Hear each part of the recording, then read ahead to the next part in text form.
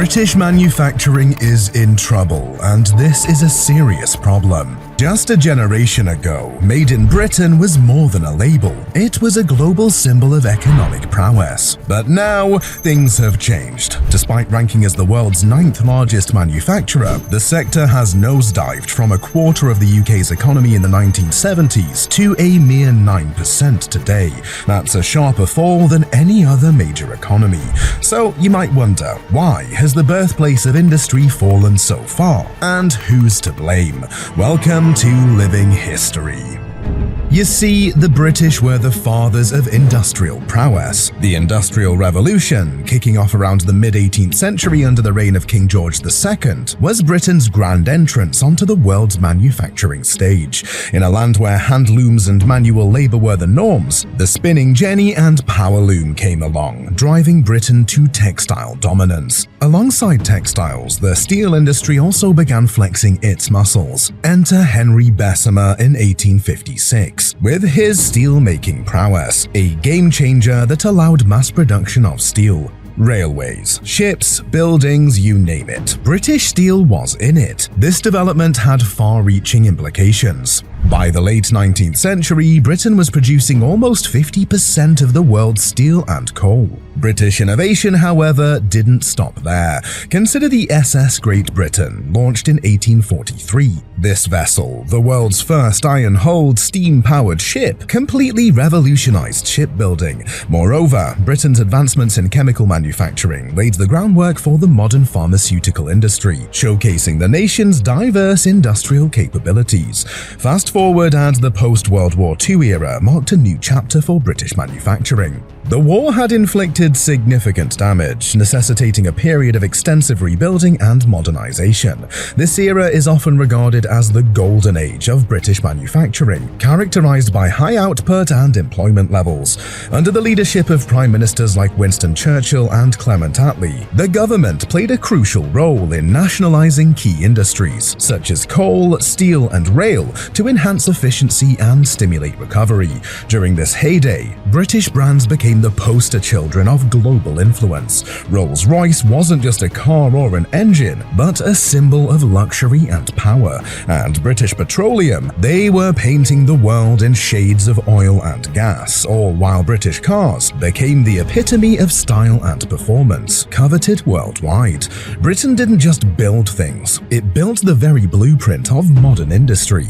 The factory system, that was them. Standards in manufacturing, labor practices, and industrial engineering, Britain was teaching the world not just how to build, but how to build better. But then, what went so wrong? Who took the seemingly perfect manufacturing stronghold and flipped it over? Was it the EU, the unions, Thatcher, Blair, or maybe Brexit? The answer isn't a simple one, so let's break it down. First is the global competition, with new players challenging Britain's once unassailable dominance. Germany, Japan, and China emerged as formidable competitors, each bringing their unique strengths to the fore. Germany, with its high reputation for quality and precision, carved out a niche in high-end manufacturing. They invested heavily in research and development, fostering a culture of constant innovation. This commitment to quality and innovation allowed German products, particularly in the automotive and machinery sectors, to command premium prices on the global market. By the 1970s, West Germany had surpassed the UK in terms of per capita GDP. Japan's ascent in the global manufacturing arena was equally impressive. Post-World War II, Japan focused on rebuilding its industrial base, but with a twist. They adopted a strategy of producing high-quality goods at lower costs, a move that soon made Japanese products synonymous with affordability and reliability. This approach was particularly evident in the electronics and automotive industries. By the 1980s, Japan had become the world's second-largest economy. China's rise, though more recent, has been meteoric. Leveraging its vast labor pool and lower wage structure, China became the go-to destination for manufacturing by the late 20th and early 21st centuries. The Made in China label, initially associated with cheap and low-quality goods, gradually shed this perception as China moved up the value chain, investing in technology and skills to produce more sophisticated products. In contrast, British manufacturing faced challenges on multiple fronts. The struggle in pricing and innovation became increasingly apparent as UK manufacturers grappled with higher labor costs and a slower pace of technological adoption compared to their global counterparts. While Germany, Japan, and China were quick to embrace new technologies and adapt to changing market demands, British manufacturing sectors often found themselves playing catch-up. The impact of this global competition on British manufacturing was profound. As the 20th century progressed, the share of manufacturing in the UK's GDP continued to shrink. In the 1950s, manufacturing accounted for over 30% of Britain's GDP, but by the 2010s, this figure had fallen to around 10%. Employment in the sector followed a similar downward trajectory. In the 1960s, manufacturing employed around 8 million people in the UK, but by 2013, this number had dropped to just 2.5 million. Next up is politics, a factor that played a crucial, albeit controversial, role in shaping Britain's manufacturing landscape during the 1980s. This era, marked by the ascendancy of neoliberal policies under Margaret Thatcher's government, signaled a profound shift in the country's economic direction. The Thatcher administration, which took office in 1979, championed the principles of free market economics. This approach meant a significant reduction in government support for industries, a move that marked a departure from the post-war consensus, where the state played an active role in supporting various sectors, including manufacturing. Thatcher's government believed in the power of market forces to drive efficiency and innovation. However, this laissez-faire attitude left traditional industries, particularly manufacturing, to compete in the global market without the cushion of government support. As a result, the 1980s saw the onset of deindustrialization in the UK. Factories that had been pillars of economic strength started closing down. This trend was particularly stark in regions like the north of England, Scotland, and Wales, where manufacturing and manufacturing-related industries had been the lifeblood of local economies. Between 1980 and 1984, an estimated 1.5 million manufacturing jobs were lost. This wave of job losses resulted in widespread unemployment and urban decay, changing the face of many towns and cities that had once thrived. Amidst this industrial upheaval, Thatcher's economic policies also focused on strengthening the finance and service sectors.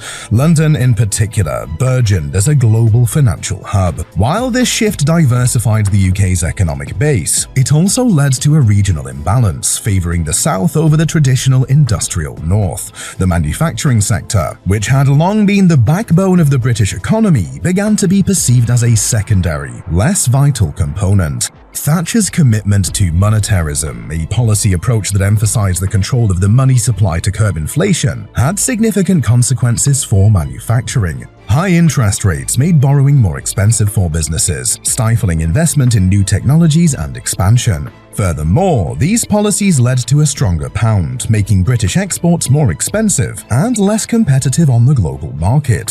For instance, between 1979 and 1981, the pound's value against the dollar increased by approximately 60%, severely impacting the price competitiveness of British exports. Thatcher's tenure, therefore, was a double-edged sword for British manufacturing. While it aimed to modernize the economy and reduce reliance on state support, it also accelerated the decline of a sector that was unprepared for such rapid changes. But the narrative of decline isn't solely Thatcher's. Tony Blair's administration, while witnessing a slight increase in manufacturing output, also saw its importance to the economy diminish rapidly. The focus shifted more towards financial services and real estate. Manufacturing jobs dwindled, and the industry's contribution to the GDP continued its downward trajectory.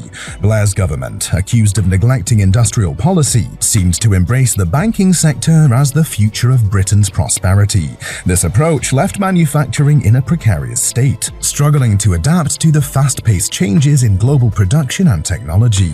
Then came Brexit. The decision to leave the EU, a vital cog in Britain's manufacturing supply chain, sparked a barrage of challenges for an industry already on its knees. Consider this: nearly half of the UK's trade was with the EU, and suddenly manufacturers faced the prospect of tariffs and tangled red tape. In the wake of the 2016 referendum, the pound sterling nosedived, affecting import costs. Investment in sectors like automotive plummeted from £2.5 billion in 2015 to a mere £589 million by 2018. The final Brexit deal, while averting the dreaded no-deal scenario, didn't fully allay fears. It ushered in a new era of paperwork and border checks, disrupting the seamless flow of goods. In January 2021 alone, UK exports to the EU dropped dramatically by 40.7%. Beyond the numbers, it's the uncertainty. For British manufacturing, Brexit was the final nail in the coffin. It wasn't, however, the only reason behind the decline of Britain's industrial might. For a deeper dive into the UK's current economic challenges, check out our video on this very topic. See you there.